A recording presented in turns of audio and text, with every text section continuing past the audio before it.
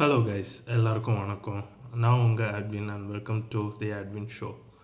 So எல்லோரையும் ரொம்ப நாள் கழித்து பார்க்குறதுல ரொம்ப சந்தோஷம். அண்ட் இன்றைக்கி ஒரு புது டாப்பிக்கோடு உங்கள் கூட பேசலான்னு வந்திருக்கேன்.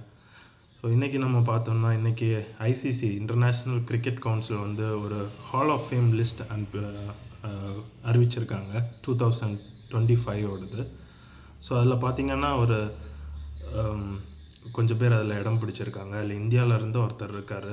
ஸோ நியூஸ் பார்க்குறவங்களுக்கு நல்லாவே தெரியும். அவர் யாரும் இல்லை, நம்மளோட இந்தியாவோட முன்னாள் கேப்டன் எம்எஸ் தோனி. எம்எஸ் தோனினாலே எல்லாருக்குமே தெரிஞ்சிருக்க வாய்ப்பு இருக்குது.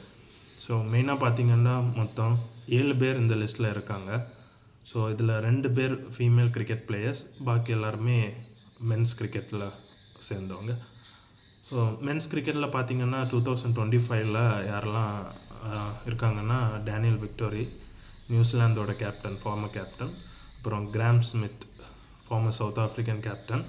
அப்புறம் ஹஷிம் அம்லா, அவரும் சவுத் ஆஃப்ரிக்காவை சேர்ந்தவர் தான். அப்புறம் மேத்யூ ஹைடன், அவர் வந்து ஆஸ்திரேலியன் பேட்ஸ்மேன், ஆஸ்திரேலியன் பிளேயர். அதுக்கப்புறம் பார்த்திங்கன்னா இந்தியாவை சேர்ந்த எம்எஸ் தோனி இருக்கார். கூடவே 2 woman cricketers, Sarah Taylor from England, அப்புறம் சானா மிர் ஃப்ரம் பாகிஸ்தான், 2 பேர் இருக்காங்க. ஸோ உண்மையிலே பார்த்திங்கன்னா இது வந்து இந்தியாவுக்கு ஒரு ப்ரைட் மூமெண்ட் தான் கிரிக்கெட் வேர்ல்டில். கிரிக்கெட்டில் நம்ம இன்றைக்கி நிறைய விஷயங்கள் பார்த்துட்ருக்கோம். லைக் ஐபிஎல்லாக இருக்கலாம், T20, test matches, one day series, எல்லாத்துலேயுமே இந்தியா பெஸ்ட்டாக பண்ணிகிட்ருக்கு. பட் இதுலேயுமே எம்எஸ் தோனியோட கேப்டன்சி பீரியட் தான் சொல்லப்போனால் ஒரு பெஸ்ட்னு சொல்லலாம் இந்தியன் கிரிக்கெட் டீமில். மீன்ஸ் இப்போ நியூ ஜெனரேஷன் கிரிக்கெட்டில் பார்த்திங்கன்னா, ஸோ ஓல்டன் டேஸில் கபில் தேவ், கவாஸ்கர் இந்த மாதிரி பிளேயர்ஸ் இருந்தாலும், but after MS Dhoni's captaincy India cricket team ஒரு மற்ற கண்ட்ரீஸ்க்கெல்லாம் ஒரு எக்ஸாம்பிளாக தெரிஞ்சிச்சு. அது காரணம் என்னென்னா, அவர் இந்தியன் டீம்னால் அவர் கேப்டன்சியாக இருந்தப்போ அச்சீவ் பண்ண கப்ஸ் தான். ஆல்மோஸ்ட்டு T20 வேர்ல்ட் கப் 2007 வாங்கினாங்க. அதுக்கப்புறம் one day international world cup 2011 வாங்கினாங்க. அண்ட் 2013 ஐசிசி சாம்பியன்ஸ் ட்ராஃபியும் ஜெயிச்சிருக்காங்க. ஸோ அது மட்டும் இல்லை, எம்எஸ் தோனி கேப்டன்சியாக இருந்து மொத்தம் 5 ஐபிஎல் ட்ராஃபிஸ் வாங்கியிருக்காரு, 2 சாம்பியன்ஸ் லீக் T20 ட்ராஃபிஸ் வாங்கியிருக்காரு. ஸோ அதுவுமே ஒரு பாராட்டக்கூடிய ஒரு விஷயந்தான். ஸோ எம்எஸ் தோனி பற்றி பேசணுன்னா, அவங்க எல்லாருக்கும் தெரியும், 2000 இந்தியன் கேப்டன், ஒரு சொந்த ஊர் ஜார்க்கண்ட், ராஞ்சி. ஸோ ஒரு கிரிக்கெட்டர், பெஸ்ட் பேட்ஸ்மேன், அப்புறம் எல்லாம் சொல்லணுன்னா பெஸ்ட் விக்கெட் கீப்பர், அப்புறம் ஃபாஸ்டஸ்ட்டு இன் ஸ்டம்பிங். அப்படி அவருக்கு இருக்கிற திறமைகளை சொல்லிகிட்டே போகலாம்.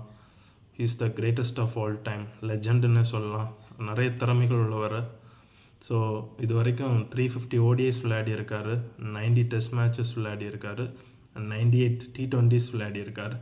ஸோ எல்லாத்துலேயுமே இவர் கேப்டன்சியாக இருந்து நிறைய இதில் ஜெயிச்சு கொடுத்துருக்காரு. ஸோ இது வரைக்கும் பார்த்திங்கன்னா ஒரு விக்கெட் கீப்பராக இருந்து 829 டிஸ்மிஸல் பண்ணியிருக்காரு. ஸோ ஸ்டம்பிங்காக இருக்கலாம், விக்கெட் கீப்பிங்காக இருக்கலாம், ஸோ பை கேட்ச்.